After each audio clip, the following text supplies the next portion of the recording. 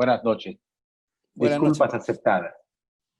Bueno, espero que hayan descansado bien anoche, hayan recibido los materiales. Hoy vamos a tener dos momentos de presentación. En realidad queremos hacer un acercamiento a los textos bíblicos de las grandes partes de la escritura judía, ley, profetas y los otros escritos. Vamos a tener una sesión por cada una de estas secciones de la escritura. Hoy vamos a ocuparnos un poco en este primer momento de algunos textos legislativos. Ya sabemos que para el pueblo judío la Torá, la ley, los 5 primeros libros de la Biblia son, digamos, el centro de su experiencia religiosa. Vamos a acercarnos a algunos de estos textos que a veces nos parecen un poco áridos, justamente porque son leyes, pero todo tiene que estar un poco en el marco del sentido de la alianza, cómo Dios le ofrece al pueblo la posibilidad de entrar en comunión con Él, y de ahí se deriva estos códigos legales que tenemos en la Escritura. Entonces vamos por la filmina número 2. La alianza es, digamos, el eje transversal que atraviesa todo el Antiguo Testamento. La experiencia de fe del pueblo judío está basada en la alianza como categoría teológica. A veces es bueno recordar que la alianza, antes de referirse a las relaciones entre los seres humanos y Dios, pertenece a la experiencia social de la humanidad. Los seres humanos se ligan entre sí con pactos y contratos. La Biblia está llena de alianzas, de acuerdos entre grupos o individuos. Hay alianzas de paz, como la de Génesis 14:13. Hay alianzas entre hermanos, alianzas de amistad. Incluso el matrimonio es concebido como una alianza. Todos estos distintos tipos de alianza nos muestran que es parte de la mecánica humana llegar a acuerdos, distribuir obligaciones, compartir misiones comunes. Hay algunas alianzas que son consideradas como alianzas entre iguales, estas que hemos mencionado, el matrimonio, las alianzas de paz entre dos pueblos, etcétera. Y hay, en cambio, alianzas entre desiguales, es decir, tratos o acuerdos entre un poderoso que promete su protección a un débil, mientras que el débil se compromete a responder sirviendo al fuerte. El Antiguo Oriente practicaba corrientemente este tipo de pactos que son conocidos como pactos de vasallaje. La historia bíblica ofrece muchos ejemplos de ellos, el libro de Josué en el capítulo 9 o el primer libro de Samuel en el capítulo 11. En estos casos de alianzas de desiguales, el inferior es el que puede solicitar la alianza, pero es el poderoso el que la otorga según su beneplácito y dicta sus condiciones. Bien, la conclusión del pacto se hace normalmente a través de algún ritual consagrado por el uso. Las partes se comprometen en juramento, en ocasiones se cortan animales en dos, se pasa entre los trozos, pronunciando imprecaciones, diciendo que así le pase, quede abierto en dos la persona que no cumpla con la alianza que se está constituyendo. Finalmente se establece algún signo como memorial de la alianza que se ha realizado. En ocasiones se sembraba un árbol o se erigía una piedra o una estela que quedarían, digamos, como testigos del pacto. Entonces, la alianza es la experiencia fundamental a partir de la cual se representaron las relaciones con Dios. Y este tema de la alianza se convierte, digamos, como hemos dicho, en el hilo conductor de todo el pensamiento religioso de la Escritura. Bien, la siguiente filmina.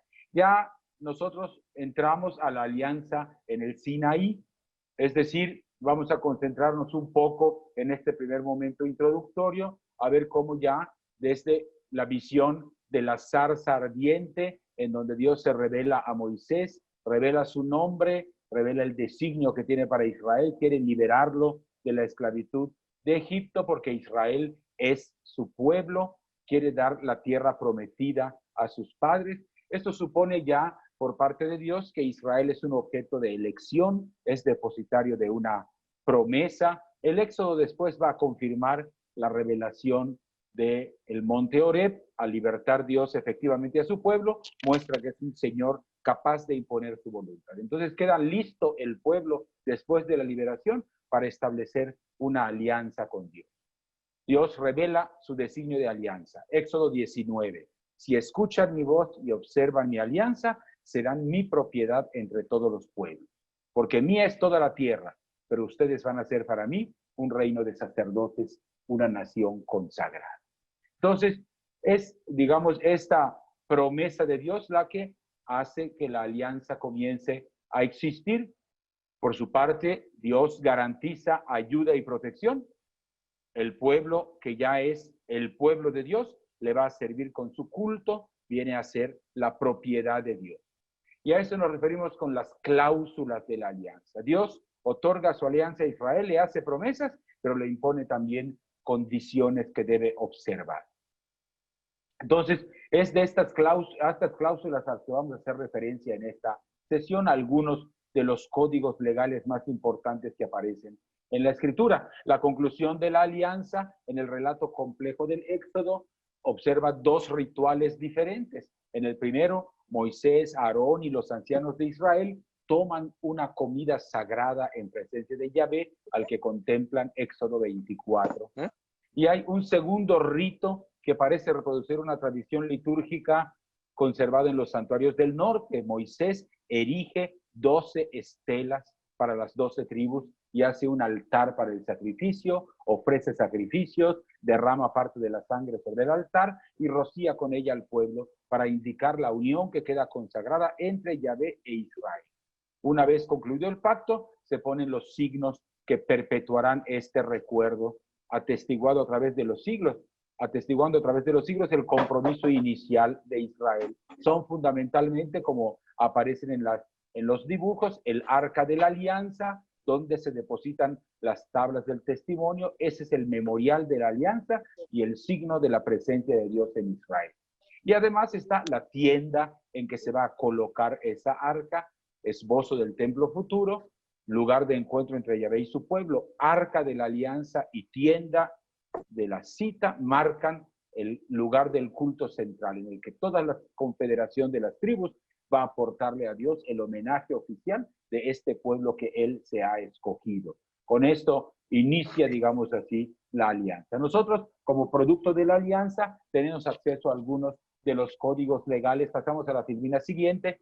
Tenemos básicamente dos códigos legales en los que queda establecidas o estipuladas las normas que el pueblo debe seguir para estar a la altura del Dios que le ha concedido formar parte de la alianza y lo ha hecho pueblo de su propiedad. A la izquierda vemos el código de la alianza y a la derecha el código de santidad. El código de la alianza, que abarca del Éxodo 20 a Éxodo 23, se presenta como una especie de desarrollo, una ampliación del decálogo promulgado por Moisés. Es un conjunto de leyes que muy probablemente existían desde antes, independientemente de los relatos, pero que se juntaron aquí con el propósito de mostrar cómo la totalidad de la legislación de Israel tiene su origen en esta experiencia de Moisés en el monte Sinaí. Este primer código de la alianza, que se remonta a una fecha muy antigua y se puede constatar cuando uno hojea estos capítulos, es una sociedad muy poco estructurada, rural, está muy centrada más en la cría de ganado que en la agricultura.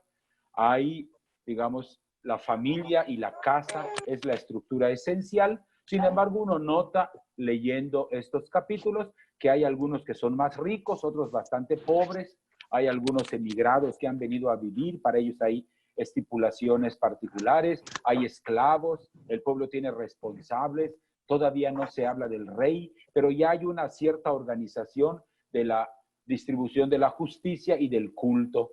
No se menciona, por ejemplo, a sacerdotes especializados. Es decir, el Código de la Alianza refleja leyes, digamos, anteriores al establecimiento del templo y de la monarquía.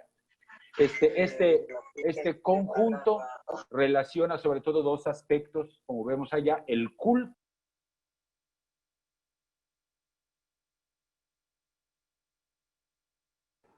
Se le silenció el micrófono. Sí, silenció. Padre Raúl, se le apagó el micrófono. Pues alguien ¿Ya está otra vez? Sí. Bueno, ¿me escuchan? Sí. Sí. Bueno, no sé en qué momento se habrá Ahora sí. acabado. Bueno, muy bien. Entonces, hablábamos en este renglón de la relación entre el culto y la vida social. Hay leyes que tratan de organizar un poco el culto, la adoración exclusiva a Yahvé, pero esta adoración pone toda la vida humana bajo el signo de la religión. Es decir, hay normas religiosas, pero hay normas también, podríamos decir en lenguaje moderno, laicas para gobernar diferentes aspectos de la vida. Y las formas en que se ponen las leyes pueden ser apodícticas, es decir, haz esto, no hagas aquello, etcétera. Y hay, en cambio, otro tipo de normas que son más bien casuísticas, es decir, que reflejan un poco la complejidad de la existencia del pueblo. Es decir, hay casos de robo, hay una norma que los rige, hay robo, daños causados por el ganado, hay golpes, heridas, es decir, las problemáticas que cubre la ley no siempre es la misma experiencia, son experiencias múltiples y nos dan algunas soluciones y normas, algunas de ellas son un poco desconcertantes para la manera como nosotros vemos la vida actualmente, pero refleja un poco la sensibilidad del pueblo, cómo normar la esclavitud, cómo normar los derechos de las personas. En algunos casos, la mentalidad es muy distinta de la nuestra, particularmente en relación, como se imaginarán ustedes, con los derechos de las mujeres o con el tratamiento de la esclavitud. Pero la intención de este Código de la Alianza es mostrar cómo toda la vida del pueblo tiene que estar puesta en el marco de esta alianza que ha realizado con Dios. Al final pongo yo un texto del libro del Deuteronomio. Estos capítulos del 12 al 26 son el llamado Código Deuteronomístico, que es el mismo Código de la Alianza, pero revisado algunos siglos más tarde y reelaborado por el autor deuteronomista. A la derecha, en cambio, tenemos el Código de Santidad.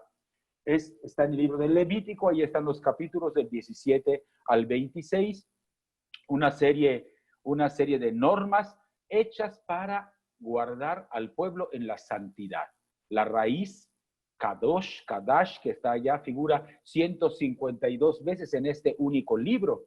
Es, digamos, su punto de partida y el objetivo del libro. Quiere ser un programa para vivir en la santidad. Claro, en la Biblia, la santidad, la noción de sagrado, significa pertenencia a Dios. Es santo, es sagrado, aquello que le pertenece a Dios, aquello que tiene una especial relación con Él. Por eso encontramos en este código un montón de normas que tienen que ver con cosas que son santas por su naturaleza misma, el nombre del Señor, por ejemplo, o el cielo, su residencia celestial, otras cosas que son santas porque Dios las ha consagrado, el pueblo que Él eligió, el séptimo día, los primogénitos, etcétera. Otros son santos porque el ser humano los ha consagrado, las ofrendas que se llevan al santuario, los días de fiesta, etcétera. Es decir, todo está, lo que está en relación con Dios es lo santo y lo sagrado. Lo que se opone a la santidad es el pecado. Es el rechazo a someterse a la autoridad de Dios. Y uno de estos pecados es profanar las cosas santas. Por ejemplo, se profana el sábado si se convierte en un día de trabajo en lugar de descanso. Se profana la carne de un sacrificio si se consume sin haber sido purificada antes. Se profana el nombre de Dios si uno hace lo que Él prohíbe. La profanación es entendida entonces como un delito grave, en algunas ocasiones con castigos expresos que puede incluir incluso la muerte. Todo esto, esta distinción entre sagrado y profano, tiene como propósito hacer de Israel un pueblo santo. Y pueblo santo en el sentido de un pueblo distinto de los otros pueblos. Aquí tendríamos que mirar cómo muchas de las leyes vienen después caracterizadas o justificadas con tratarás bien a tu hermano emigrante, porque recuerda que tú fuiste emigrante en Egipto y te trataron mal, no hagas tú lo mismo. Es decir, la justificación de muchas de estas leyes nos muestra que la obligación de Israel es ser el anti-Egipto, es mostrar una manera distinta de vivir, con su experiencia de pueblo, anunciar a los demás que se puede vivir de manera diferente. Muy bien, de estos dos códigos legales vamos a tratar de acercarnos a algunos algunos textos, algunas experiencias legisladas por Israel, sobre las cuales podamos echar esta mirada hermenéutica que estamos haciendo para el cuidado de la casa común. Pasamos a la siguiente filmina. Vamos a entrar a unos primeros textos. Ahí están los textos, Éxodo 23, 10 al 12, y Levítico 25, del 2 al 7, y del 18 al 22, que son las leyes a propósito del descanso sabático de la tierra. El descanso de la tierra. Son dos textos de tipo legal, leyes que fueron escritas en lugares muy diferentes la una de la otra. La primera está en Éxodo 23, forma parte del código más antiguo de Israel, el código de la alianza. La segunda, en cambio, es del código de santidad. Las ponemos aquí juntas porque hacen referencia al mismo hecho. La tierra debe descansar. Es la ley del llamado año de barbecho. Según la ley más antigua, la de Éxodo 23, 6 años sembrarás tu tierra y recogerás tu cosecha, pero el séptimo la dejarás libre para que coman los pobres de tu pueblo. Y de lo que quedare comerán las bestias del campo, así lo harás con tu viña, así lo harás con la siembra de los olivos. Es decir, cada 7 años las tierras deberán dejar de estar cultivadas. Se deberá quedar solamente barbechadas, pero sin realizar ninguna labor agrícola. Se discute mucho a propósito de el motivo que originó esta ley. Ya ven que dice, para que coman los pobres de tu pueblo. Algunos piensan que, por lo que dice el texto, se afirma que la finalidad era que el año séptimo descansa la tierra en favor de los pobres y de las bestias del campo, que se beneficiarán de lo que la tierra por sí sola produciría. No sabemos exactamente a qué se refería esta justificación en la realidad judía de la época. Puede ser que la tierra fuera dejada para alimento de los pobres, en el sentido de que no es que se dejara sin sembrar, sino que se concediera en ese año que fueran los pobres quienes la sembraran. Otros especialistas, en cambio, consideran que efectivamente la tierra no era sembrada, pero que dicho mandato no podía aplicarse sobre toda la tierra. Entonces, una parte de la tierra quedaría en descanso un año, otra parte sería cultivada, como escalonando los descansos de la tierra. Lo cierto es que esta ley del año de barbecho está colocada inmediatamente junto a otra que versa sobre el descanso que se otorga a los animales que se usan para la labranza. Inmediatamente en el versículo posterior, el versículo 12, dice, durante 6 días harás tus faenas, pero el séptimo descansarás para que reposen tu toro, tu burro, y se reponga también el hijo de tu esclava y el emigrante. Según esta ley, por tanto, se pretende dar descanso a los que realizan labores agrícolas, tanto hombres como animales. El sábado como día de la semana y el descanso sabático del año séptimo para la tierra debe asegurar el descanso de todos, incluso de aquellos que parecieran no merecerlo, desde una óptica, digamos, más mercantil, como son los animales o los esclavos. Atención que no se habla aquí del descanso sabático en relación con una motivación religiosa. No obliga a descansar para ir a dar culto a Dios. No es que se excluye esa razón, pero no es la razón que se aduce. El texto valora como positivo el descanso de la tierra para beneficio de animales y de jornaleros. A veces nos parece un poco chocante que se ponga en la misma lista los animales que los trabajadores, pero es una expresión de la mentalidad de la época. Lo encontramos incluso en el Decálogo, cuando dice no codiciarán los bienes de su prójimo, ni su mujer, ni su esclava, ni su buey, ni su burro en una lista de propiedades. ¿Verdad? No vamos a detenernos un poco en eso. Pero la preocupación legal de dar descanso a la tierra y a los animales, me parece a mí que mirándolo desde la perspectiva que nosotros estamos leyendo los textos, puede tener un mensaje de increíble validez para nosotros. La naturaleza sobreexplotada termina cobrándole al ser humano sus excesos. Creo que hay, digamos, en esta sabia determinación de dejar descansar a la tierra, una especie ya de anuncio de lo que después ha terminado significando para nosotros ciertas prácticas de cultivo que son profundamente depredadoras y que agostan las tierras hasta llevarlas casi a la sequedad absoluta. Me refiero particularmente a un modelo de práctica que ha convertido la comida en lugar de un derecho, el derecho de alimentarse, en una mercancía para vender. Y esto ha promovido la ruptura del equilibrio ecológico, particularmente con la promoción de lo que llamamos los monocultivos, que son la manera como quiere evitarse que la tierra tenga sus propios ciclos de descanso. Los monocultivos no son ecológicos, acaban por agostar los terrenos, consumen solamente cierto tipo de nutrientes y van en contra de una práctica que los campesinos y campesinas antiguos, particularmente en los pueblos originarios, habían guardado con celo, que es la rotación de los cultivos. Conviene sembrar cultivos que enriquecen los suelos por emisiones de nitrógeno y en otro año otro tipo de cultivos que permiten que aumenta la demanda de dicho nutriente. Así que esto lo practican los pueblos originarios en muchas partes del mundo. Aquí en México, en la meseta purépecha, por ejemplo, como los suelos son pobres, un año se siembra un sector de los terrenos comunales, otro año se siembra el resto. Es una manera práctica, digamos, de convertir esta ley en una propuesta, digamos, que le permita a la naturaleza tener su descanso. En el libro del Levítico, esta misma ley está puesta con una particularidad especial. Dice, cuando entres a la tierra que yo les daré, la tierra guardará reposo para el Señor. 6 años sembrarás, podarás tu viña, recogerás sus frutos, pero el 7º año la tierra tendrá descanso completo. Un reposo para el Señor. No sembrarás tu campo, no podarás tu viña, lo que nazca espontáneamente no lo segarás, las uvas no las recogerás, la tierra debe reposar. Y esta versión del libro del Levítico me parece importante porque subraya esta nota que yo coloco en la última frase, que es la tierra en cuanto sujeto de derecho. Es decir, la tierra tiene que descansar no solamente para darle a los pobres y a los trabajadores un descanso, sino porque ella misma requiere este descanso. Ella es también sujeto de derecho, digamos. Muy bien, después de esto pasamos a la siguiente filmina.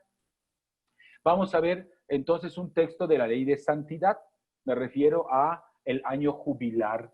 Está en el capítulo 25, versículos del 8 al 55. Como sabemos, este año jubilar establecido en la ley de santidad, la palabra jubileo encuentra su origen etimológico en el hebreo yobel, que quiere decir trompeta, son de trompeta.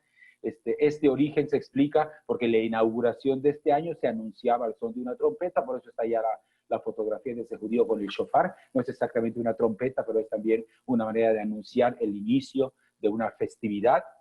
Y establece este año jubilar. El texto completo del capítulo 25 está dedicado a ello, pero es un poco confusa la redacción en el sentido de que se mezclan dos tradiciones distintas. La tradición del año sabático, que es cada 7 años, y la tradición del año jubilar, que es en cambio cada 7 semanas de años, es decir, el año número 50 después de 49 años. Yo quiero hacer alusión aquí al año jubilar, al año de la redención, que es cada 50 años. Este año jubilar tiene 3 referentes a los que quiero hacer alusión: la injusta distribución de la riqueza, el problema agrario, el latifundio y la tenencia de la tierra, y la esclavitud. Es un año que quiere ser una especie de remedio para estos 3 referentes que, digamos, convierten a Israel de un pueblo de hombres y mujeres iguales, como fue concebido por Dios en la alianza, en un pueblo de hombres y mujeres con desigualdades internas. Bien, Israel, como decíamos anteriormente, está llamado a ser un pueblo distinto, un pueblo fraterno, y el establecimiento de este año jubilar es una especie de correctivo a los abusos que podían cometerse en Israel, una especie de dique puesto al crecimiento desmesurado de la injusticia, como si Dios hubiera dicho: es inevitable que ustedes vayan degenerando hacia la injusticia y la desigualdad. Bueno, como no puedo evitarlo, cuando menos cada 50 años les voy a poner un hasta aquí. Y establece este año para proteger la igualdad social, que tendría que ser una característica esencial de Israel en cuanto pueblo de Dios, en cuanto pueblo distinto de Egipto y de los demás pueblos. Todo lo que desvíe a Israel de su característica de ser un pueblo de hombres y mujeres libres e iguales, reunido en torno a la adoración de un único Dios, tendría que ser revisado, porque desvía a Israel del proyecto original de Dios y pone en peligro su identidad de pueblo elegido. Por tanto, este año jubilar surge como un remedio para restaurar la igualdad social que debería haber existido siempre en Israel y que formaba parte de su identidad. Yo voy rápidamente a referirme a cada una de estas características. Pasamos a la siguiente filmina. Aunque el año jubilar y el año sabático son instituciones muy antiguas, se presentan como esfuerzos para solucionar algunos problemas de injusticia. Es un poco difícil asegurar en qué tiempo este año jubilar fue concebido y se puso en práctica, pero sí nos queda claro que tiene como objetivo esta reducción de las desigualdades. En la conciencia israelita, esta ley del año jubilar, aunque no se haya puesto en práctica durante largos periodos históricos, conservó toda su fuerza utópica, permitiendo que el pueblo de Dios no olvidara nunca el proyecto original que le da identidad: ser un pueblo de hermanos y de hermanas, un pueblo igualitario, un pueblo participativo, eso que hoy decimos con palabras modernas, una sociedad alternativa, un otro mundo que es posible. El primer aspecto que trata de corregir el año jubilar es la injusta distribución de la riqueza, ricos y pobres en el Israel antiguo. Son muchos los textos bíblicos, especialmente legislativos, que pueden usarse para demostrar que Dios quiso hacer de Israel un pueblo igualitario, un pueblo fraterno. Y nosotros situamos el surgimiento de las más grandes desigualdades en el tiempo de la monarquía, porque antes de la monarquía, la propuesta de Dios al establecerse Israel en el pueblo era, después de la división de las tribus, cada familia un pedazo de tierra, igualdad de oportunidades. Y aunque antes de la monarquía aparece en sí, por ejemplo, Nabal, en el capítulo 25 del primer libro de Samuel, un rico ganadero que tenía 3,000 ovejas y 1,000 cabras. Es más, su esposa Abigail, que se adelanta para encontrarse con David, le hace una ofrenda de 200 panes, 2 odres de vino, 5 carneros. Ese sí que tenía bienes. Denota una riqueza abundante, pero hay que decir que el texto la subraya justamente por ser muy singular, muy particular. La misma descripción indica lo singular de la situación de Nabal.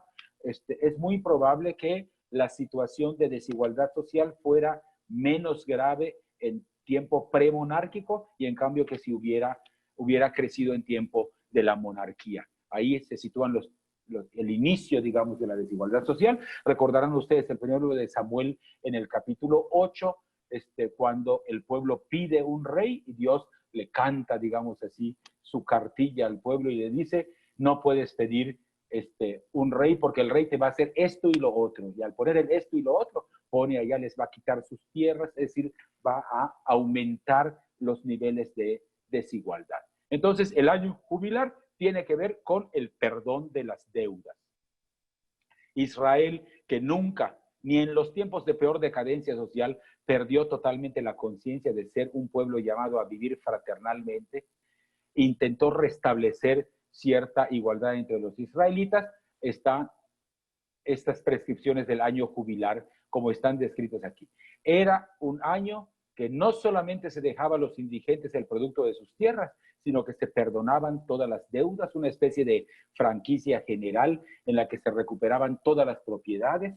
La insolvencia, es decir, la incapacidad de pagar puntualmente las deudas, era una de las causas principales de la reducción de los israelitas a la esclavitud. Entonces, el año jubilar implica el perdón de las deudas. En la siguiente filmina nos situamos delante del problema agrario. Los pueblos circunvecinos de Israel tenían una forma de tenencia de la tierra que propiciaba la acumulación en manos del rey, de sus cortesanos más importantes, de la gente ligada al ejército y a los grandes negocios comerciales. La experiencia de Egipto, en donde todo el suelo pertenecía al faraón o a los templos, marcó mucho a Israel e hizo que en el nuevo sistema de Israel, cuando salió como pueblo libre, la propiedad familiar fuera la que marcara la tenencia de la tierra. Cada familia un pedazo de tierra. La sucesión familiar de esta tierra no siempre es muy clara, cuando era fundamentalmente para los hijos varones, según el esquema patriarcal de la época, pero aún cuando no había hijos varones, estaba permitido que la tierra pasara a las hijas mujeres. El libro de los Números, en el capítulo 27, establece esta posibilidad, aunque les restringía un poco el derecho matrimonial para casarse exclusivamente con algún muchacho que fuera de la misma tribu para conservar la tierra dentro del clan. Pero, digamos, lo que nos importa a nosotros es que el año jubilar establece la solución del problema agrario con la devolución de las tierras a sus legítimos propietarios, con una motivación que nos parece muy importante, porque la tierra es de Dios. Dios es el único dueño de la tierra. En la conciencia colectiva de Israel permanecía aquella convicción desprendida de los textos de los orígenes que estudiamos ayer, que la convicción de que Dios le encomendó al ser humano una tarea importante en relación con la tierra, cuidarla, para que ésta sirviera y estuviera a disposición de todos. El derecho, el deber de custodiar la tierra nace de ser imagen de Dios. Esto hace al pueblo de Israel un pueblo distinto de los pueblos circunvecinos, pero el israelita nunca pierde de vista que la tierra no es de él, es de Dios. Es Dios quien la ha dado en herencia a todos los hijos de Israel. En el fundamento de la ley del jubileo está esta afirmación: la tierra no debe venderse a perpetuidad porque la tierra es mía y ustedes están en ella solamente de paso, como forasteros y como huéspedes, dice Levítico 25, versículo 23. Esto de la equidad agraria implicaba garantizar dos aspectos fundamentales: vincular de forma estable y perpetua la propiedad de la tierra a la familia que le pertenecía, y al mismo tiempo buscar que la repartición equitativa de las tierras le permitiera a todas las personas tener acceso a su posesión. Como sabemos por algunas parábolas que Jesús contó, ya en su época esta utopía, digamos, había quedado totalmente desplazada con estos grandes dueños que tenían una cantidad inmensa de tierra y la gente que tenía que alquilar su fuerza de trabajo poniéndose en las plazas, como en la parábola que Jesús pone, para ser alquilados en tiempo de cosecha. La siguiente, Filmina, por favor. El último aspecto del año jubilar es el de la liberación de la esclavitud. La liberación de Egipto es una experiencia que fundó al pueblo de Israel. Por eso el mandato es que no haya esclavos en Israel. ¿Puede haber esclavos? Sí, si son resultado de trofeo de guerra, pero un judío no debe hacer esclavo a otro judío. Los prisioneros de guerra pueden serlo, pero no los israelitas. Claro, en esto hay mucha discusión en el sentido de que hay leyes expresas, como Levítico 25:39, en que se habla de la posibilidad de que un israelita hubiera vendido a otro israelita como esclavo.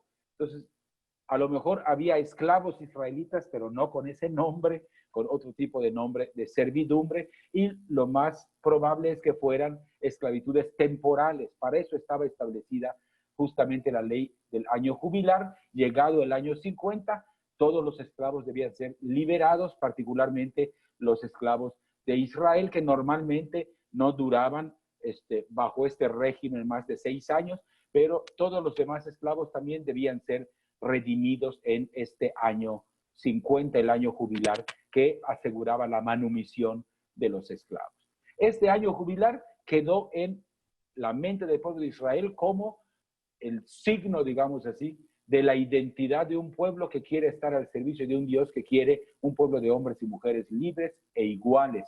Por eso Jesús, cuando en el capítulo 4 de San Lucas entra a la sinagoga de Nazaret, le toca abrir el rollo y lee el texto de Isaías, anuncia el año de gracia, es decir, conmigo está entrando el año jubilar definitivo y total. Bien, además de estos tres, vamos a pasar a la siguiente, Filomena. En estos minutitos que me quedan, estos 2 minutos que me quedan,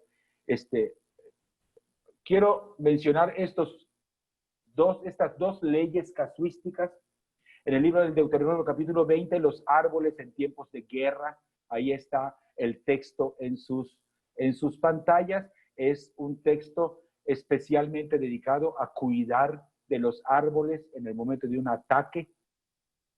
Esta ley la podemos relacionar nosotros un poco con el cuidado de la casa común, porque el texto trata de que uno de los recursos más necesarios en tiempo de guerra era la madera. Era imprescindible para hacer, por ejemplo, terraplenes y poder llegar a las ciudades amuralladas y poder penetrarlas.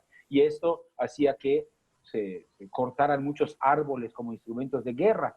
Entonces hay esta regulación en Deuteronomio 20 que impide, digamos así, destruir el arbolado metiendo en él el hacha. Es decir, por encima de lo militar y lo político está el valor de las personas, de la vida humana, vida que se hace frágil en tiempo de guerra y que la escasez de víveres y de alimentos puede perjudicarlos todavía más, ¿verdad? Entonces, hay, digamos, estas como leyes pequeñas, aisladas, como estos dos versículos, pero que muestra un cuidado especial que se tenía. Y esto nos recuerda a nosotros también los límites que tenemos que establecer en la utilización de los vegetales. Ya sabemos que una buena parte del calentamiento global está motivado por la terrible desertificación a la que se ha sometido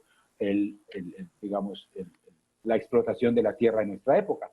Y la última filmina se refiere a esta otra disposición, la siguiente, la disposición del libro del Levítico, con la prohibición de comer los árboles circuncidados. Es decir,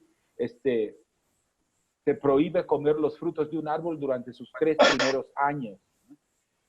La vinculación de la adoración al Dios de Israel hizo que una ley muy probablemente antigua que le daba, digamos, una especie de tiempo de gracia al árbol frutal para poder ser consumido, se uniera con la práctica de la circuncisión, como si el árbol tuviera también que ser circuncidado en el año 4 para poder ser consumido. Aquí está ligado, digamos, al agradecimiento a Dios por lo que el Señor nos ha regalado. Cuando el ser humano agradece a Dios, Dios derrama abundantemente su bendición y el campo incrementa sus frutos.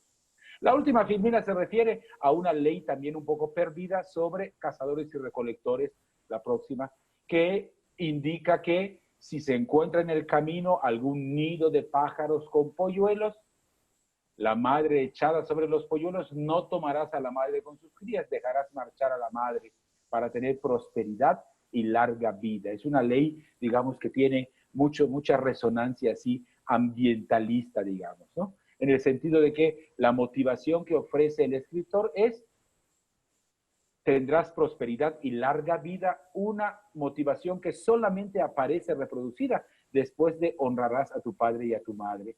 Es decir, hay algo con respecto a la reproducción que quiere regularse de manera especial aquí, una muestra clara por la conservación de las especies. Este precepto que prohíbe apoderarse de la madre de la cría, porque solo si la hembra vive en libertad podrá aparearse de nuevo y garantizar la continuidad de la especie. Esta ley razonada nos muestra que había también un interés especial por estas especies. Bueno, hasta aquí paro para que podamos tener 2 minutos de descanso. Continuar en esta última parte, a brincar, digamos así, a la siguiente sección de la Biblia hebrea, que es la literatura profética. Vamos a tratar de encontrar ahí algunos textos. Lamentablemente el tiempo no es muy largo, entonces vamos a hacer una primera presentación bastante rápida de el profetismo en su relación con la cosa ecológica, y vamos a centrarnos exclusivamente en un profeta para echar una mirada a algunos de los textos que puedan alimentarnos en esta búsqueda de razones, de textos que puedan apuntalar un poco este deseo que tenemos de parar ya esta destrucción del medio ambiente en la que estamos metidos. Bien, entonces vamos a poner la presentación. Nos acercamos entonces a esta sección de la Biblia que conocemos como la literatura profética. Lo primero que hay que decir es que este bloque tiene una serie de libros atribuidos a los profetas, de ahí su nombre. Y claro, no voy a referirme a cosas ya, digamos, elementales. A veces es bueno siempre recordarlas. Los profetas no eran ni adivinos ni futurólogos, esta idea de que el profeta adivinaba lo que iba a suceder algunos siglos después y todo no está respaldada, digamos así, en manera alguna por la literatura profética. Nosotros ya pasamos a la filmina número 2. Nos preguntamos entonces ahora si los profetas no eran unos individuos dedicados a anunciar el futuro como si supieran de antemano qué iba a pasar. ¿Quiénes son los profetas? ¿Qué es un profeta? Para decirlo con pocas palabras, el profeta era una persona que tenía una profunda experiencia de Dios, eran hombres de Dios, hombres y mujeres de Dios, que tuvieron una gran experiencia de Él, lo cual los capacitó para descubrir en los acontecimientos y en la historia la intervención de Dios para bien de su pueblo. Por tanto, los profetas sabían interpretar el presente, la situación actual, la situación del pueblo, y lo hacían en un sentido muy concreto. Decían con claridad, digamos ahora, con nombres y apellidos, cuál era la situación actual, quién estaba haciendo las cosas como Dios quería, quién quedaba de parte del pueblo, quién en contra del pueblo. Por eso en muchas ocasiones algunos textos proféticos no son de fácil comprensión, porque hacen alusión a territorios y a gobiernos de la época, porque los profetas tienen los pies muy bien puestos en la tierra. Y su propósito es ofrecer luz para que el pueblo permanezca fiel a la alianza que ha pactado con Dios. ¿Cómo, cuándo, dónde empezó a haber profetas? La historia del profetismo es larga y pasa lo que ocurre con todas las cosas muy antiguas. Sus orígenes son difíciles de conocer con precisión. Sí tenemos noticia en los textos de la Escritura, en los primeros tiempos, en los tiempos de los primeros reyes de Israel, había dos clases grandes de profetas, los llamados videntes, que eran sabios respetables, que sabían más que la gente común y corriente, a los que se acudía en algunas ocasiones para pedirles consejo, en algunas ocasiones incluso para preguntar el paradero de cosas y de animales perdidos. Se acordarán ustedes en el primer libro de Samuel, en el capítulo 9, un tal Saúl a quien se le pierden unas burras, fue a buscarlas y acudió a un tal Samuel, que era uno de estos videntes a los que la gente consultaba, ¿verdad? Después termina siendo quien lo unge como rey. Pero había otra clase de profetas, que eran los profetas en plural, los Nevi'im, que vivían en grupo, rezaban mucho. Nos cuentan algunos de los libros históricos que les ocurrían incluso cosas un poco raras, de repente quedaban tiesos o de repente entraban en éxtasis, se ponían a pegar de brincos, etcétera. Solían vivir en ermitas, apartados de la gente. Estas dos clases de profetas que coexistían, estaban presentes no solamente en el pueblo de Israel, sino también en otros pueblos y naciones de aquel tiempo. Recordaremos como el capítulo 18 del primer libro de los Reyes nos recuerda una gran batalla entre Elías, un profeta de Israel, y 450 profetas de la región de Canaán. Es decir, había escuelas de profetas, digamos así, ¿no? Hubo un tiempo en el que esto de ser profeta se convirtió incluso en una especie de oficio. Cuando ya hubo reyes, hubo corte de reyes, y entonces los reyes tenían sus profetas de cabecera, digamos así, como quien tiene a su médico de cabecera, su sastre o algo parecido, tenían así a su profeta especial, ¿verdad? ¿Qué hacían estos profetas? De acuerdo con lo que hemos dicho, los reyes solían consultarles en asuntos de importancia. Si se iba a organizar una guerra o no, se le pedía su opinión, si se iba a luchar contra una plaga en el campo o se trataba de disminuir algunos efectos de la sequía, etcétera.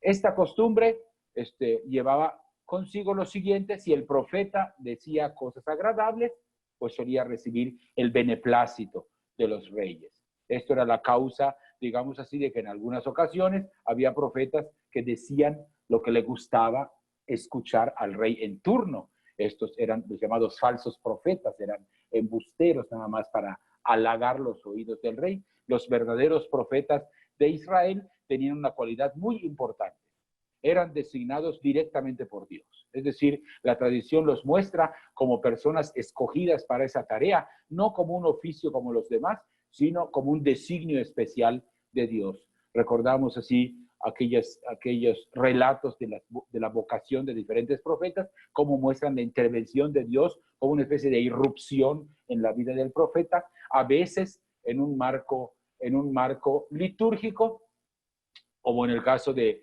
el ángel que se desprende con un tizón ardiente y le quema la boca del profeta. en algunos otros casos, digamos de otra manera, pero el profeta es siempre, Dios irrumpe en su vida.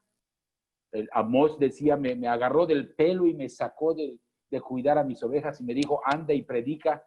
El profeta tenía una experiencia de haber sido llamado por Dios y de anunciarle al pueblo cuál era el designio divino en una circunstancia concreta, ¿no? Un detalle muy importante que me parece a mí que no se subraya siempre lo suficiente es que los profetas aparecen casi siempre en tiempos de cambio. Es decir, cuando termina una situación y comienza otra, cuando hay cosas que resultan nuevas y desconocidas.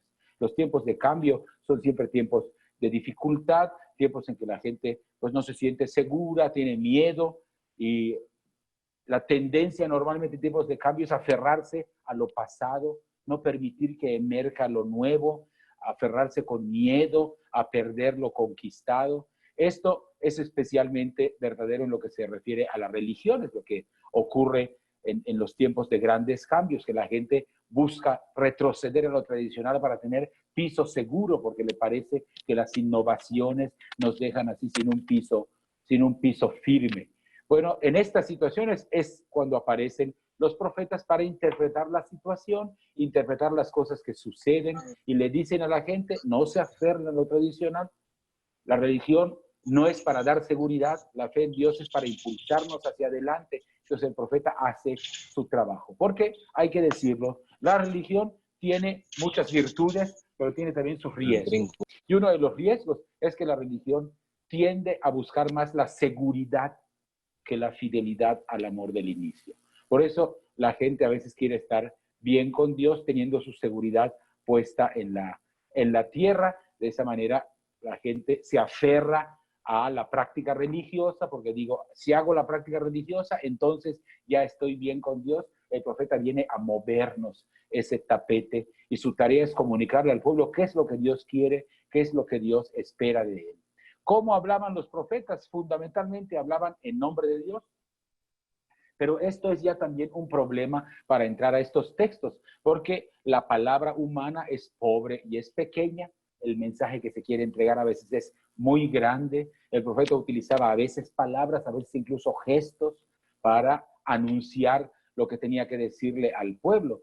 Los profetas tenían a veces que trabajar, hasta sudar, para encontrar formas de transmitir el mensaje que tienen para los demás, para no entramparse en su propia palabrería. Está el ejemplo, por ejemplo, de Jeremías, que en sus confesiones, en el capítulo 15, en el capítulo 20, dice, tu palabra era para mí un gozo y una alegría, pero ya no pude sentarme a disfrutar con la gente alegre, ya no podía divertirme, porque por obra tuya, le reclama a Dios, me senté solitario porque me habías llenado el corazón de rabia.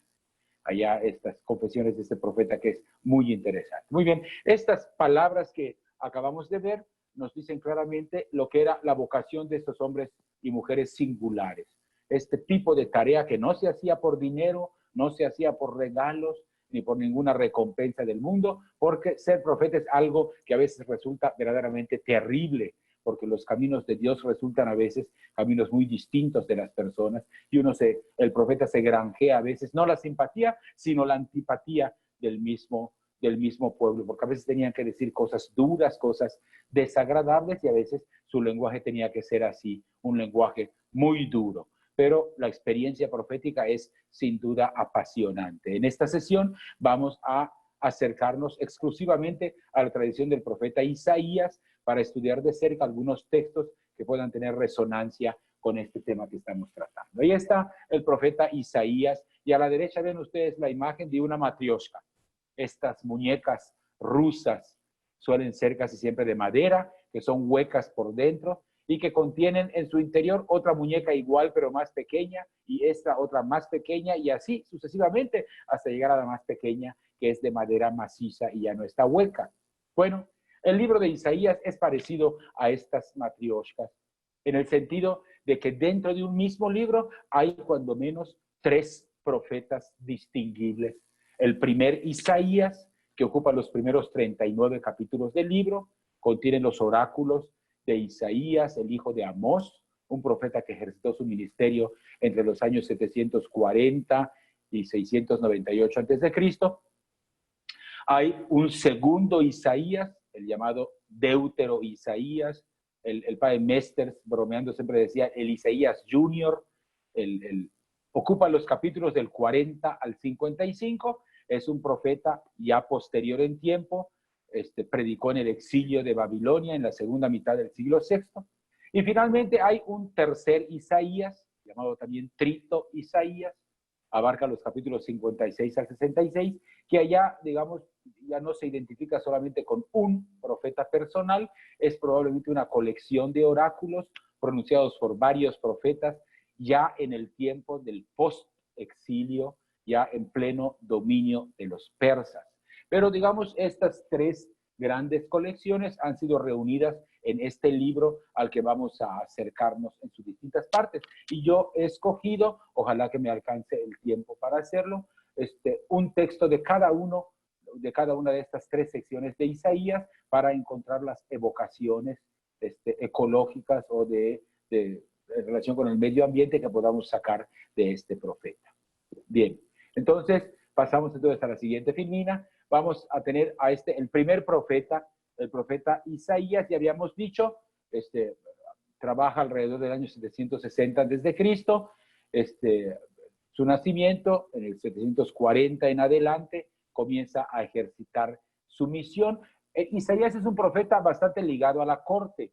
En su profecía resalta mucho el tema dinástico, por eso tiene muchas profecías que son consideradas mesiánicas, referidas a los hijos futuros de los reyes. Insiste en las promesas hechas por Dios a David. Hay algunas de sus profecías que apuntan hacia lo que después va a conformarse como un movimiento en Israel, que es el mesianismo. Y bueno, digamos esto como dato histórico. Yo he escogido para el estudio del profeta, del primer Isaías, dos textos. Este primer texto, que es el capítulo 11, versículos del 1 al 5. Tenemos esta especie de himno, lo conocemos, seguramente lo hemos escuchado. Saldrá un vástago del tronco de Jesé, un retoño brotará de sus raíces, reposará sobre él el espíritu de Yahvé, etc. Y después de unos primeros versículos del 1 al 4, del 1 al 5, a partir del versículo 6, presenta esta imagen ideal de armonía entre la naturaleza y los seres humanos. A estos versículos quisiera dedicarme un poco de manera especial porque tienen una evocación de digamos, de la naturaleza concebida como un espacio de armonía de todas las especies, en donde el ser humano encuentra su lugar dentro de un contexto más amplio. Ahí están, digamos, las palabras del texto. Serán vecinos el lobo y el cordero, el leopardo o la pantera se echará con el cabrito, el novillo se echará con el cachorro de león, y pasarán juntos, y un niño, un chiquillo, los conducirá. Y comienza la segunda parte. La vaca y la osa pasarán juntas, acostarán a sus crías. El león, junto con los bueyes, va a comer paja. El becerro es, digamos, la cría de la vaca, y los sesnos la cría del oso. Y hurgará el niño de pecho en el agujero de la serpiente, y el recién destetado meterá la mano en el hueco de la víbora. Nadie hará daño, nadie hará mal en todo mi santo monte, porque la tierra estará llena del conocimiento de Yahvé, como las aguas cubren el mar. Entonces es un pasaje que nos presenta la expectativa del retorno a la paz primordial, al shalom primordial, caracterizado por unas relaciones armoniosas entre animales y entre los animales y el ser humano. Este texto que nos ocupa está ordenado, como se ve en esta exposición, en base a dos series de 3 parejas de animales, y cada serie concluye con la mención del ser humano, en los dos casos de un menor de edad, un chiquillo o un niño. Se puede apreciar cómo se colocan juntos un animal doméstico, el cordero, el cabrito, el novillo, con un animal salvaje, el lobo, la pantera, el león. Lo mismo a la derecha. La cohabitación de estos está bajo la conducción de un sujeto que además se caracteriza por su debilidad, por su fragilidad, es un niño indefenso, es un menor de edad. Con lo cual se afirma ya en el conjunto del relato, simbólicamente hablando, no hace falta la fuerza ni la violencia para pastorear a estos animales, lo puede hacer un niño pequeño. Por otra parte, está la serpiente, que no aparece en este cuadro, mencionada solamente como el niño mete su mano en el hueco de la serpiente sin sufrir daño. Ahí está esta serpiente, símbolo de sabiduría en la antigüedad, pero que aparece allá en medio del relato de la caída en el capítulo 3 del libro del Génesis, heredando una maldición.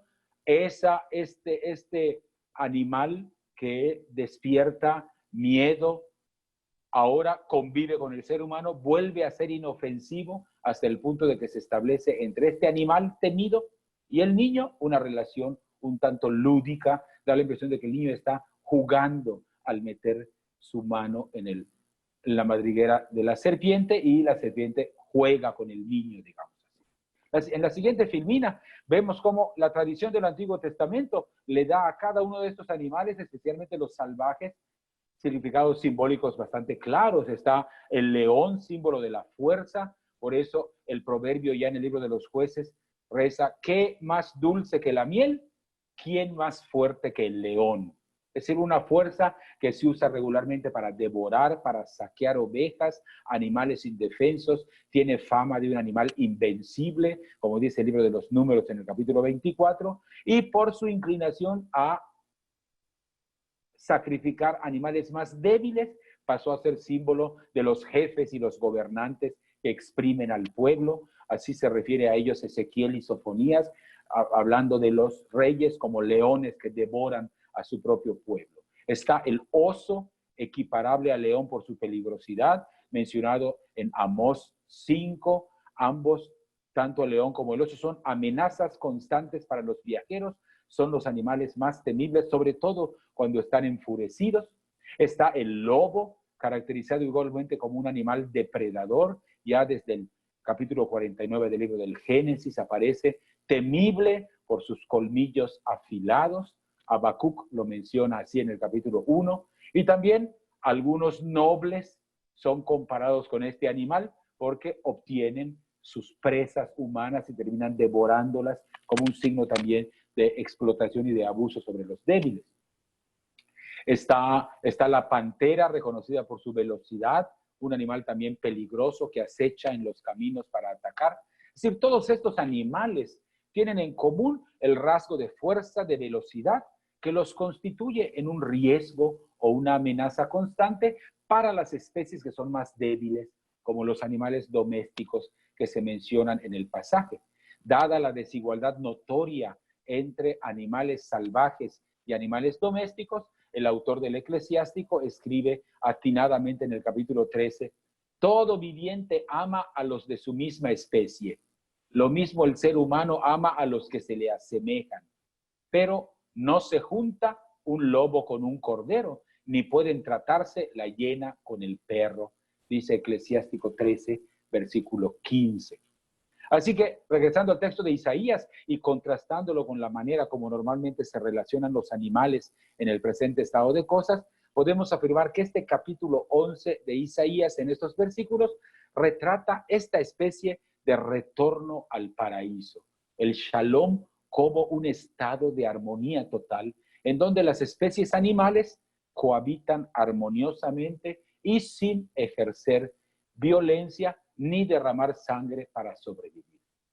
Evoca este himno un nuevo orden entre las criaturas que restablece las relaciones pacíficas entre los animales, incluyendo la astuta serpiente del inicio con el ser humano.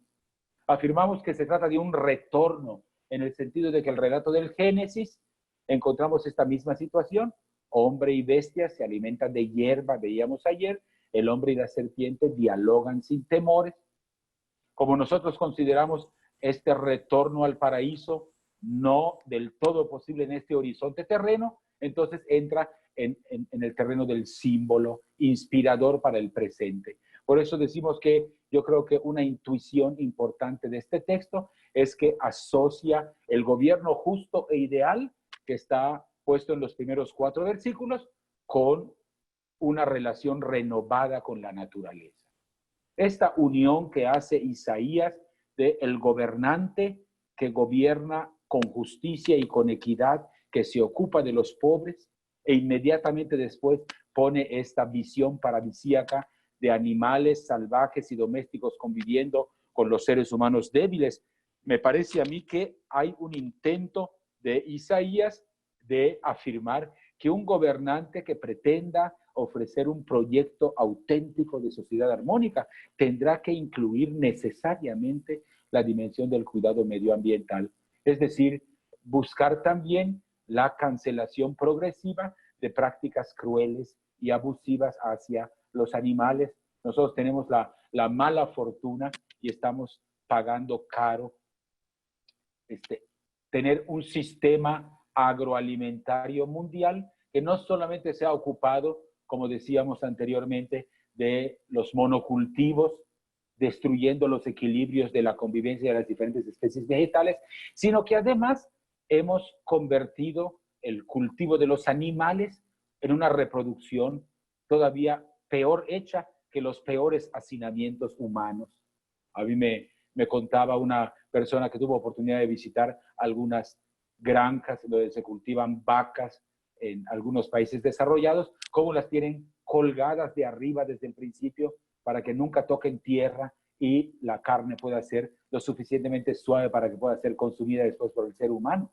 O las granjas de cerdos que pueden reunir 40,000, 50,000 cerdos en un solo espacio de menos de 2 kilómetros.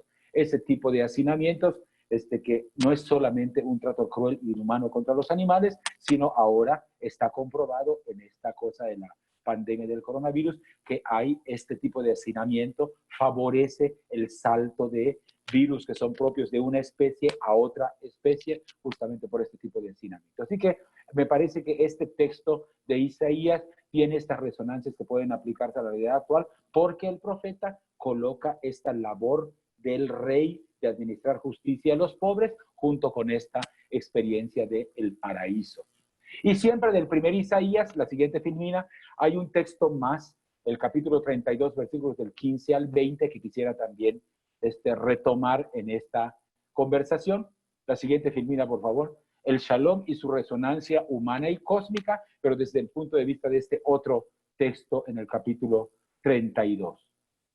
Es más que conocido el reproche de que la historia bíblica está llena de violencia. Esto en parte es cierto. Quien esté dispuesto a leerla como una gran lección histórica, no se le ocultará que el tema de la violencia aparece a cada rato en el Antiguo Testamento. En medio de las sangrientas historias del libro de los jueces aparecen de repente algunos personajes que marcan distancia, como Gedeón, en el caso de, bueno, de nosotros en el Nuevo Testamento, la persona de Jesús, pero digamos, esta visión que nos ofrece en este texto de Isaías, en el capítulo 32, versículos del 15 al 20, puede ser, digamos, de especial utilidad para nosotros que estamos ahora enfocándonos a esto. Miren, el shalom, entendemos por shalom no simplemente una situación de ausencia de guerra. Esto es patrimonio, lo hemos escuchado desde los primeros cursos bíblicos seguramente en los que participamos. El shalom implica una situación de bienestar absoluta y total. En este caso, no solamente relativa al ser humano, sino relativa también al ser humano en su relación con la naturaleza. El shalom, digamos, abarca la paz interhumana, pero la supera, le otorga una dimensión ecuménica, digamos así, en donde todas las especies del planeta pueden entrar. Un aspecto que va a ser importante en este texto, como vamos a ver inmediatamente, es esta relación que hay entre un sistema de injusticia y el sistema de la depredación medioambiental. Es decir, hay una relación directa entre una manera de organizarse y de gobernar y los resultados que esto ofrece en la naturaleza. Por eso, el mismo concepto de shalom está siempre unido a elementos como amor, compasión, vida, porvenir. Cada vez que el shalom es mencionado en los textos, está unido a un bien, a un remedio, a un sosiego, a una alegría. Es decir, el shalom como significado básico de totalidad es lo que se refleja en este texto que vamos a mirar un poco más de cerca en este momento. Vamos a pasar a la siguiente filmina.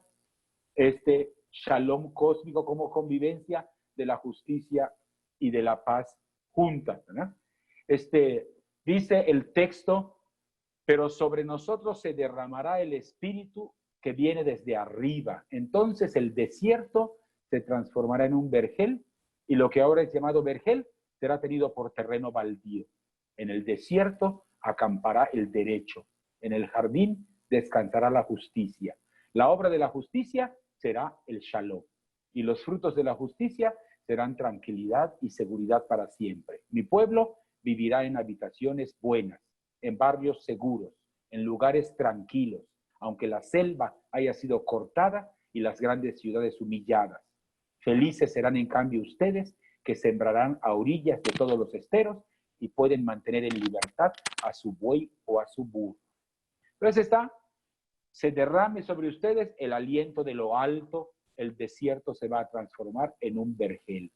Va a morar la justicia y va a habitar el derecho. Al considerar, digamos así, este capítulo 32, el tema resulta explosivo porque en Isaías 32, inmediatamente antes del 9 al 14, se describen las consecuencias de la irresponsable arrogancia con la que los ricos tratan a veces a los pobres. El campo de cultivo se convierte en un desierto yermo y sin vida. Entonces, este texto piensa evidentemente en devastaciones, productos de la guerra, pero la polisemia del texto nos permite nosotros aplicar en este estilo poético en el que se plantea este texto, nos permite una interpretación un poco más afinada para establecer la relación entre injusticia y aniquilación de la naturaleza. El texto termina en esta parte que nosotros leímos. La amenaza no es la última palabra. El mensaje de salvación anunciada en los versículos del 15 al 20 promete a quienes se dejan inspirar por el Espíritu la posibilidad de hacer reversibles los daños que ha ocasionado la injusticia al medio ambiente. En el contexto de la palabra shalom se dan muchos pasajes que exigen este tipo de comportamiento ecológico. Si en realidad no habíamos puesto atención a estas relaciones entre injusticia y degradación del medio ambiente, es porque nuestra lectura suele ser individualizante, aburguesada, orientada a veces solamente al más allá, y vemos en esto una figura solamente del cielo que nos espera después y no de la tarea que estamos llamados a construir de una sociedad en la que las especies puedan recobrar, digamos así, sus propios espacios de convivencia armónica. Pasamos a la siguiente filmina, un texto del segundo Isaías. Este profeta de la consolación vivió en el destierro de Babilonia, en la etapa final del destierro, entre el 587 y 539. Él predica la palabra de Dios al pueblo que ha sufrido lejos de su tierra, ha visto destruida todas sus seguridades, denuncia los ídolos de Babilonia, anima a la gente, la consuela, les anuncia una buena noticia. Ya llega la hora en que Dios va a hacer que retornen ustedes del destierro a la tierra de Israel. Va a ser como un segundo éxodo. Este profeta es, digamos, una especie de protoevangelio. Es un libro del gran abrazo de Dios. Por eso le llamamos el libro de la consolación. Se experimenta a Dios como creador, pero también presente en la historia. Y este profeta, como ustedes saben, es muy famoso porque concentra una buena parte de su predicación en un personaje simbólico, el siervo sufriente de Yahvé, esta figura simbólica que representa al pueblo, pero que a la comunidad cristiana primitiva le sirvió de inspiración para reinterpretar la muerte de Jesús en clave salvífica como entrega generosa en favor de los demás. Este es el profeta del segundo Isaías. Pasamos a la siguiente filmina. Vamos a tomar del profeta del segundo Isaías el texto del capítulo 41, versículos del 17 al 20. Son 3 versículos nada más, pero que recogen un oráculo de salvación que tiene muchas resonancias que son de interés para nosotros. Capítulo 41, versículos del 17 al 20 dice: los pobres y los indigentes buscan agua y no la encuentran. Su lengua está reseca de sed, pero yo, el Señor, los atenderé. Yo, el Dios de Israel, no los abandonaré. Haré brotar ríos en las cumbres desoladas, manantiales en medio de los valles. Transformaré el desierto en lagunas, la tierra estéril en fuentes de agua. Plantaré cedros en el desierto, acacias, arrayanes, olivares. Pondré cipreses en la estepa, junto con los olmos y los alerces, para que ellos vean y sepan, para que reflexionen y aprendan de una vez por todas que la mano del Señor ha hecho esto, que el Santo de Israel lo ha creado. Entonces vemos cómo el punto de partida es la sed como experiencia difícil que conocen los que viven en desiertos y que tiene evidentemente en la Escritura también un aspecto simbólico. Lo decimos en el Salmo: mi alma tiene sed de ti. La experiencia de la sed nos coloca ante un panorama de vida o de muerte. Es una experiencia de miedo y de angustia por el agua que nos recuerda la situación límite en la que actualmente están algunos territorios del mundo por la escasez de agua. Dios responde a esta angustia con una transformación milagrosa. El desierto se convierte no solamente en un lugar habitable, sino en un auténtico paraíso, con 4 ramas de agua: ríos, manantiales, estanques y fuentes que atraviesan montes y vaguadas. Salen también árboles escogidos, 7 especies de árboles, y nos trae la lección aprendida. La consecuencia de la acción histórica de Dios es que, reconociendo su revelación, se hace concreta la posibilidad de un mundo nuevo. Los ojos ven la historia. Dios tiene capacidad de crear lo nuevo, de hacer surgir ahí otra vez agua donde solo hay tierra reseca. Y finalmente pasamos a la última filmina. El último texto es del tercer Isaías, capítulo 65, versículos del 17 al 25. Es también un texto que habla de la nueva creación, con la misma característica que atraviesa todo el texto de Isaías, la relación entre la injusticia humana y la degradación del medio ambiente, y cómo una ecología social implica el reconocimiento de que todos somos dependientes los unos de los otros. El texto son también unos cuantos versículos. Dice: miren, yo estoy creando un cielo nuevo y una tierra nueva a partir de las cosas. Las cosas pasadas no quedará recuerdo alguno, no se las traerá a la memoria. Regocíjense, alégrense por lo que voy a crear. Yo creo una Jerusalén alegre, un pueblo exultante. Bueno, yo me alegraré por Jerusalén, exultaré por mi pueblo. En mi ciudad ya no se oirán llantos ni gemidos, no habrá niño que viva pocos días, ni anciano que viva pocos días, que no colme sus años, porque será joven quien muera a los 100 años, y quien no los alcance se tendrá por maldito. Construirán casas, las habitarán, plantarán viñas, comerán de sus frutos, no construirán para que otro habite, no plantarán para que otro coma, porque los días de mi pueblo serán tan numerosos como los días de los árboles. No se fatigarán en vano, no engendrarán hijos para un fin desastroso, porque serán semilla bendita del Señor, ellos y sus retoños junto con ellos.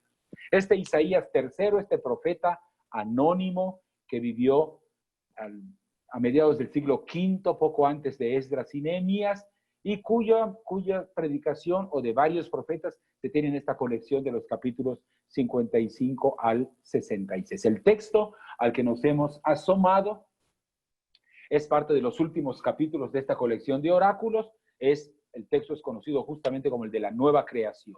Es la instauración de un orden nuevo. Fíjense que hay 2 elementos que conforman su dinámica.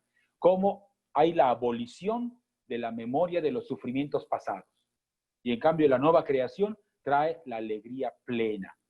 Entre los versículos 18 y 20, 4 veces se menciona la alegría. Una alegría de fiesta, una alegría compartida, expresada, celebrada. Una ciudad que se convierte en puro gozo. Ya escuchan ustedes que aparece la longevidad como un signo de bendición.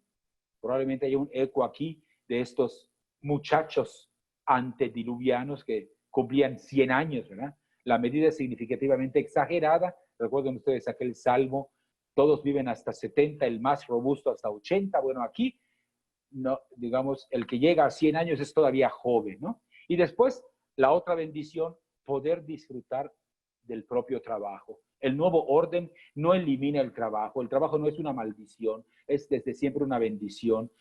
¿Qué es lo que hace el nuevo orden? Convierte ese trabajo en algo fecundo y satisfactorio. El versículo 22 excluye a los rapaces de fuera, a los opresores de dentro. No, es una felicidad que comporta un trabajo honrado. La bendición de esta nueva creación elimina aquella maldición de las madres que crean hijos para la muerte, para la peste, para el hambre. La bendición de Dios asegura felicidad en contra de cualquier calamidad. Es una transformación radical de todo lo existente. Por eso menciona cielos nuevos y tierra nueva. Las desgracias particulares quedan en el pasado, toca ahora reconstruir esta armonía original. Al lado de la dimensión biológica, mortalidad infantil igual a 0, dice allá, ¿verdad? Todos son centenarios. Hay también una dimensión social evidente. El paz y el bienestar sociales son la norma, son la alegría de los elegidos y de las naciones. Implica también la transformación del mundo animal. A los animales también les llega el mundo nuevo. No hace falta matar para comer, no hace falta matar para vivir. El motivo aparece ya con pequeñas variantes desde el texto de Isaías 11 que habíamos estudiado, se retoma aquí una vez más como integral.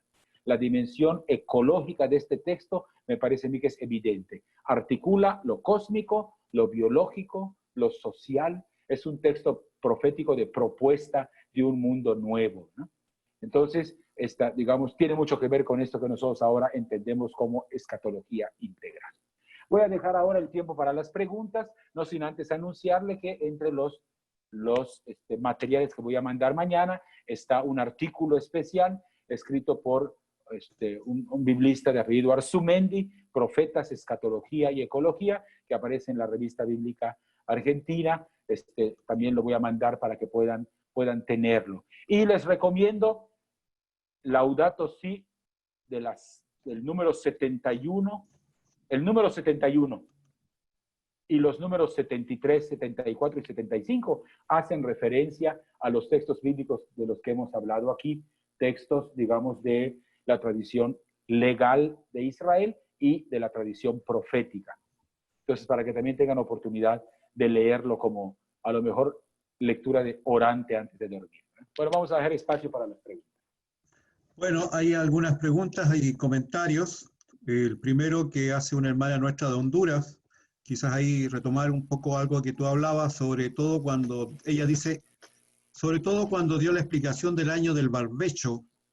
Este es un método que utiliza el pueblo garífuna, no sé si se pronuncia así, uno de los grupos étnicos culturalmente diferenciado en Honduras. Mi abuela me decía que dejaban descansar la tierra para nutrirla. ¿Si puedes comentar algo más sobre esta experiencia del pueblo? Sí, cómo no. Hay, digamos, diferentes pueblos originarios que tienen algunas de esas prácticas.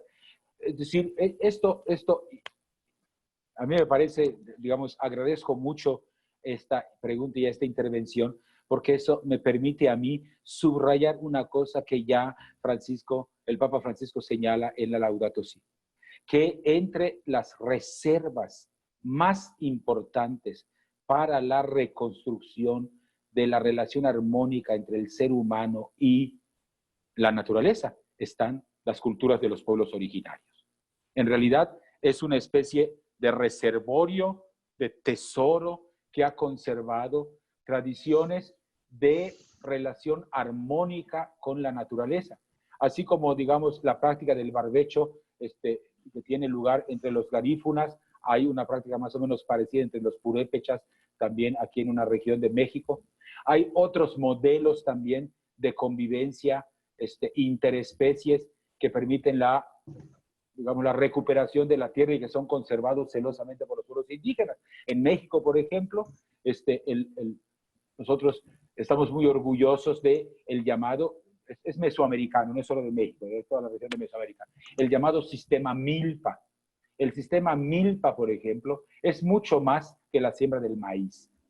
Aquí, por ejemplo, los mayas yucatecos con los que yo trabajo me dicen, padre, nosotros no sembramos maíz, hacemos milpa, que es distinto. La milpa tiene cuando menos la combinación de cuando menos 3 especies distintas, maíz, frijol y calabaza. Y además están el chile, además están diferentes variedades de granos. Es, digamos, un microcosmos armónico que permite que haya, digamos, interacción entre las especies. Y en buena ecología, digamos así, permite además combatir de manera mucho más efectiva lo que ahora conocemos como plagas. Es decir, en la mentalidad ecológica, en realidad no existen plagas. Existen animales que fueron despojados de su hábitat y ahora vienen a otro hábitat a buscar su alimentación. Es decir, la mosquita blanca que ataca los tomates, en realidad no es una especie que la naturaleza haya creado para atacar tomates. Es una especie que vivía en los bosques y al arrancarle nosotros los bosques, ahí se me movió esto. Al arrancar nosotros los bosques, le hemos arrancado su hábitat y se convierten entonces en plagas. Entonces, esta experiencia garífuna, seguramente muchas personas más del auditorio tendrán conocimiento de prácticas indígenas. Sería muy interesante que se pudiera hacer un intercambio de alguna de estas prácticas que conservan, digamos, tesoros verdaderos de relación armónica entre el ser humano y la naturaleza y que desafortunadamente el sistema agroalimentario actual ha mandado al olvido. Así que agradezco mucho esta intervención. Otra pregunta hace relación con respecto al año jubilar, ¿no? Que si esto quedó como algo real, ya sea que está consignado en los libros del Éxodo y el Levítico, en el Pentateuco, ¿no? Si quedó solo como un código, si se hizo realidad, o cuando Jesús también de alguna manera lo expresa en Isaías, ¿qué de concreto real es eso, digamos? Bueno, es la pregunta de los 64 millones, en el sentido de que hay muchas opiniones a propósito de si el año jubilar en algún momento tuvo efectividad real, digamos, como un año que tuviera estos 3 aspectos, ¿no?, de los que hablábamos. El aspecto de la esclavitud, el aspecto agrario y el aspecto de las deudas de los pobres, de la injusticia social. Es efectivamente una figura que ha quedado, digamos, como una especie de horizonte utópico, pero es muy posible que Israel haya tenido experiencias, históricamente hablando, a lo mejor no de los 3 aspectos del año jubilar, pero que en algunas épocas hubiera habido experiencias de redistribución agraria, en otra época experiencias de manumisión, o manumisión es un sinónimo de liberación de los esclavos, porque vi que me apareció como pregunta también. Es difícil que haya habido una época en la que todo hubiera ocurrido junto. Algunos especialistas dicen que si esto ocurrió como realidad presente, ni siquiera sabríamos bien a bien en qué momento colocarlo. Por ejemplo, leyendo los libros del regreso del destierro, Esdras y Nehemías, da la impresión de que ninguno de ellos conoce este asunto del perdón de las deudas y del regreso de la tierra. Entonces, digamos, son tradiciones que, como bien apunta la pregunta ya, que contiene en parte el germen de la respuesta, su mayor importancia es de nivel simbólico. Lo que quiere decir que no es menospreciable su actualidad histórica, pero sí quiere decir, parafraseando un poco a Galeano, aquel escritor uruguayo, la utopía para eso sirve, para caminar hacia allá. Es decir, el sentido de que el pueblo haya mantenido este relato en el capítulo 25 del libro de Levítico del año jubilar en todos estos aspectos, es porque lo mantiene como una especie de espejo hacia el cual debe caminar el pueblo. El crecimiento de la injusticia, la pérdida de la libertad, los problemas de acumulación de la tierra, tiene que llegar un momento en el que se ponga un alto. En ese sentido, sí, claro, evidentemente el anuncio de Jesús de la irrupción del reino de Dios, nombrando este año jubilar, sí tiene mucho que ver con esta carga simbólica. Bueno, hay dos preguntas. Bueno, ya contestaste lo de la manumisión, ¿no? Este tema de la libertad del esclavo. Preguntas algo que salió ayer, el tema de la serpiente como la simbología, ¿no? Como por un lado, ¿no es cierto? La serpiente como dice acá Iván, la simbología de la sabiduría y Dios la castiga arrastrándose ¿cómo entiendo eso? Y Juan también nos dice toda esta simbología que aparece muchas veces en los textos, la simbología de la serpiente. Sí, la serpiente es un símbolo, digamos, de mucho significado, con muchos significados diversos. El padre Manuel insistía en su exposición en COVID, vio Dios que era bueno, en su significación, que tenía también mucho que ver con la cultura mesopotámica, de la serpiente como el animal de la inteligencia, el animal de la sabiduría. Por eso ahí el intercambio entre la mujer y la serpiente, la mujer como buscadora de sabiduría, la serpiente en capacidad de otorgársela, etc. Pero hay, digamos, múltiples símbolos que se han montado uno sobre otro, sobre la figura de este animal. No solamente el capítulo 3 en el relato de la caída con la maldición de Dios, sino también porque tiene significados de fecundidad, por ejemplo, era muy utilizada en ritos de fecundidad. La fecundidad no es, desde luego, mala ni castigo, pero digamos, algunos ritos de fecundidad de los cananeos fueron prohibidos en Israel. Entonces hay, digamos, se montan muchos significados en el mismo animal. Pero es cierto que mientras un símbolo expresa de mejor manera toda su potencialidad, nos permite, digamos, hacerlo más rico, ¿no? Es como un diamante, ¿no? Y mientras más cortes le haces, tiene mejor destello de luz. Un símbolo tiene su variedad de significaciones, lo enriquece. Hay ocasiones en que significa maldición, ocasiones en que significa sabiduría, ocasiones en que significa fecundidad. Entonces hay que situar cuál es el matiz principal en cada uno de los textos, pero efectivamente esta serpiente que después, por ejemplo, ya tiene significación casi diabólica en el libro del Apocalipsis, el enemigo del principio, y se refiere a la serpiente, ¿verdad? Pero digamos, también, digamos, tiene consecuencias en el ecosistema esto, ¿verdad? En el sentido de que la serpiente casi siempre, la gente cuando la ve inmediatamente la mata y tiene su propio funcionamiento en el equilibrio del ecosistema, ¿no? Pero sí tiene mucha variedad. No hay un solo significado para la serpiente. Cada texto hay que descubrir, hay que, digamos, rascar un poco para descubrir las varias posibilidades simbólicas que tiene este año. Qué importante eso, ¿no? Leerlo en cada texto como corresponde. Quiero darle la palabra al padre Manuel, que está desesperado por hacer una pregunta. ¿Estás por ahí, Manuel Villalobos? ¿Me escuchan? Sí, aquí estoy. Bueno, no tan y con eso cerramos. Solamente, bueno, felicitar a Raúl. Yo sé que hemos aprendido muchísimo. Una observación, bueno, me alegro de verdad de este pensamiento de la teoría de que durante el tiempo de la monarquía la gente de verdad se empobreció más. Y creo que hay muchos otros rastros, ¿no? Por ejemplo, en Segunda de Reyes, por el capítulo 6, donde aparecen las mujeres, aquellas caníbales, donde se sacrifican, se comen un niño, cuando el hambre estaba fuerte. Y también me llama la atención cómo en la tradición deuteronómica, como que en la mente de Dios era de que no hubiese pobres entre ustedes, ¿no? Como que si cumplen esas leyes, si siguen mis mandatos, no habrá pobres entre ustedes. Como que estas dos teologías pues estaban allí, y sí, efectivamente, como que con la monarquía, pues la gente se hizo más pobre y el rey más rey, como diría mi madre, ¿no?